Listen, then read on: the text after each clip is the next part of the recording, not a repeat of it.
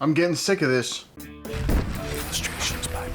So ever since I started back with art in 2015, I started again after a very long time of not doing anything since high school, and then years and years later.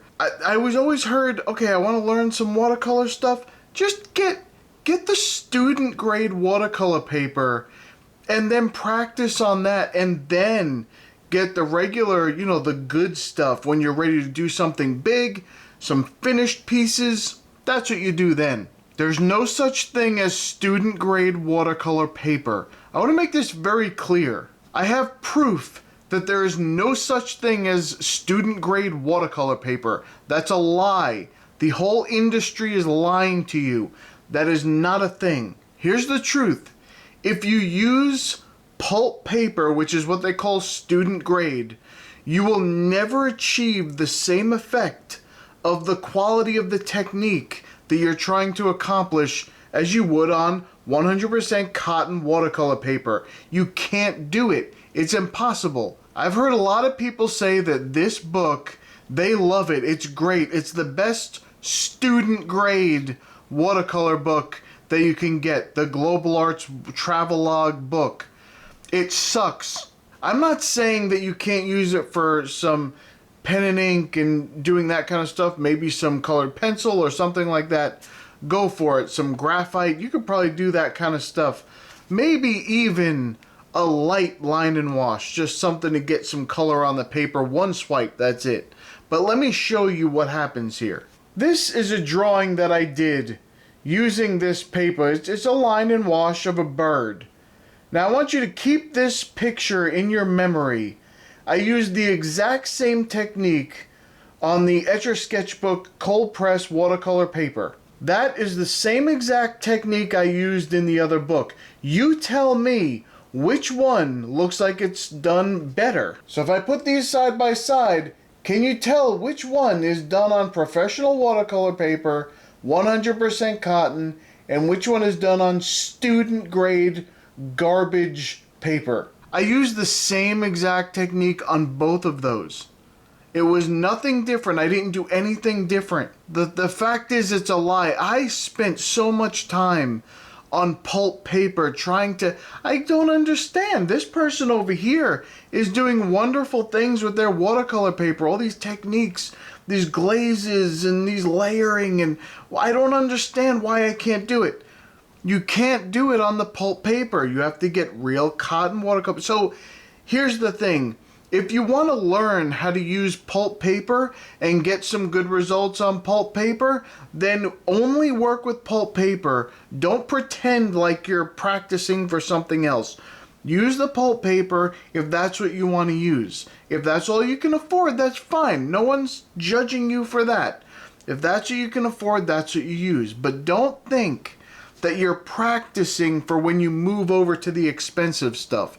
That's not how that works. The cotton paper is entirely different. The results on the cotton paper are so satisfactory. You just get that, I can't believe that it's the same technique. I can't believe it's the same thing. I believed that lie for years, and I was just using, I buy a little tiny pad of the Arches watercolor paper. I'm going to use that for the important pieces, and then the practice I'll do in this pulp book over here. It doesn't work. The pulp book sucks. The pulp book sucks.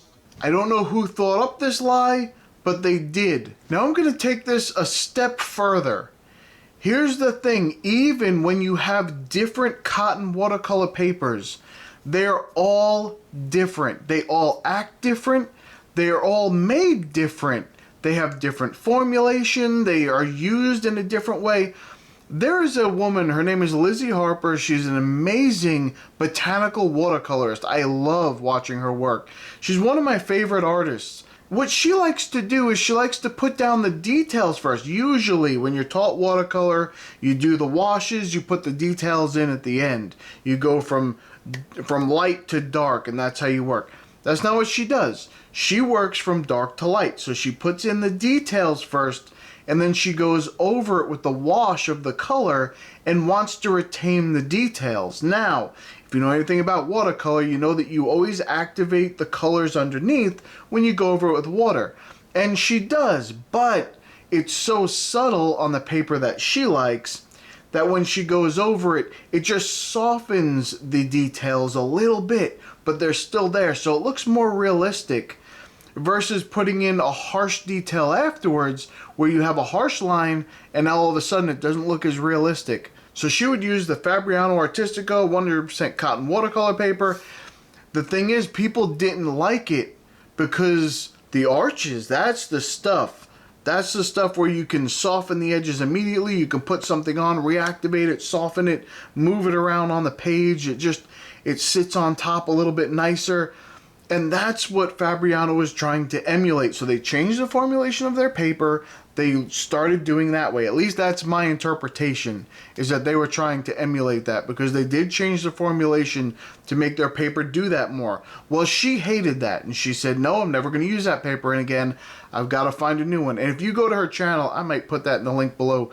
You go to her channel and look at just the paper comparisons she did, a few videos of them, and she would do a drawing on each one and say, yeah, I like this quality or that quality, whatever. But here's the thing, you have to use the paper the way that it was intended to be used. So she found that the Fluid 100 watercolor paper, that was the best. The Fluid 100 is 100% cotton, but it holds on to the color a little bit. So I'm going to show you a couple of different things that I did as experiments. I have a couple different papers. They act completely different. And if you use them the way that they're supposed to be used, then you'll get the result that you're going to like because you know that, oh, okay, on this paper, it holds on to the color a little bit so I can go over the top and glaze a little bit better. On the other paper, I don't glaze as much because it lifts too easy. So the other people, I always hear people on YouTube, they compare papers like, oh, this is better paper because it lifts easier. What if that's not what you're trying to do? What if that's not what you're trying to go for? You want it to not lift as easy, but you still want it to be as strong as 100% cotton watercolor paper so it doesn't tear, it doesn't pill, it holds up very well. Then you use the paper the way it was intended to be used. You need to find the paper that works best for you. So I'm going to show you a couple. I think I've already done that before in a very, very early video, but I'm going to show you again just a couple of different things and just the qualities of how they worked. And I want you to keep that in mind. When you go to get something, make sure you test it. Get some paper you're going to try out. And you're going to try your technique. If it doesn't work for you, don't say the paper's garbage. Just don't use it. That one's not for you. For your techniques, it doesn't work. For someone else's, it may be perfect. Okay, so this book, I put this together myself. I bound it myself. And in the first section of the book, I put this Fluid 100 watercolor paper in the hot press. That's what I put in here first. Then in the next section, I did Legion hot press. Then in the very back, I did some Arches hot press. And I did a drawing on each one of them just to see the same thing, just to see how it would work. Okay, so this is on the Fluid watercolor paper. You can see there's a lot more hard edges up through here in the paint. It's a little splotchy, it didn't move around as much, and it kind of, as soon as you put the paint down on there, it kind of sucks it in and it holds it in place. So you can glaze over and it doesn't move as much. And this is on the Legion hot press. You can see it's a lot more softer in here and up through here. And the blue blended out so much and softer because this paper lifts a lot more, so you can do a lot more blending on it right on the paper, which is a positive quality if that's what you're trying to do. Now, I did not do that drawing in the Arches, so I don't have that to compare, but I've done stuff in the Arches. It does move. It's a lot, lifts a lot more easily, and it's easier to blend on the page. But when you go to the Fluid 100, it stays put. You put something on there, and you can glaze over the top and not mess it up so much. What it does do, though, is when you first put the color down, because it's hot press, you have a little bit more of a hard edge. It's not as soft of an edge as cold press. But when you put it down and then you glaze over, it softens the edge a little bit, but it doesn't move the paint underneath. So you still have that paint on there, And it works very well. I actually really enjoy using this paper. I love to use it. I use it all the time. And I do recommend it. What I don't recommend is this book. I've used the Canson XL paper more successfully than this piece of trash for watercolor. I'm just saying for watercolor. If you want to use this just to get a quick sketch down, some ink, maybe some marker. Maybe marker works in here, I have no idea. But maybe something else works better in here and is not as bad. The watercolor, not so much. I would, even the Stillman and Byrne books that are not known for taking layers at all, but their watercolor, you put watercolor in there, it holds up better than this. It sucks.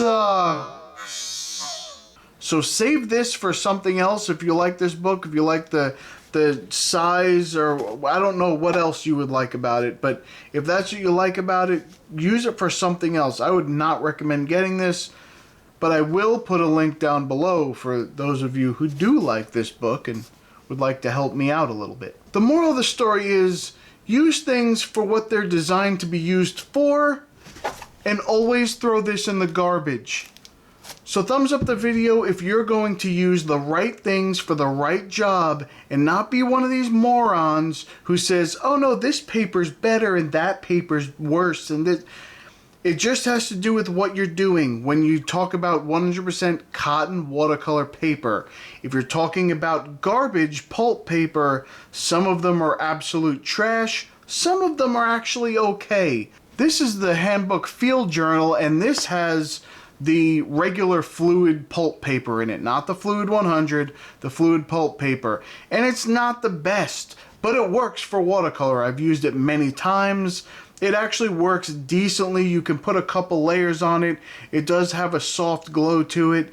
It works. It's a very nice paper for pulp paper. But the other book that is already, I think it went out the window. Oh, that's about it for me. I'm gonna go. See you in the next one.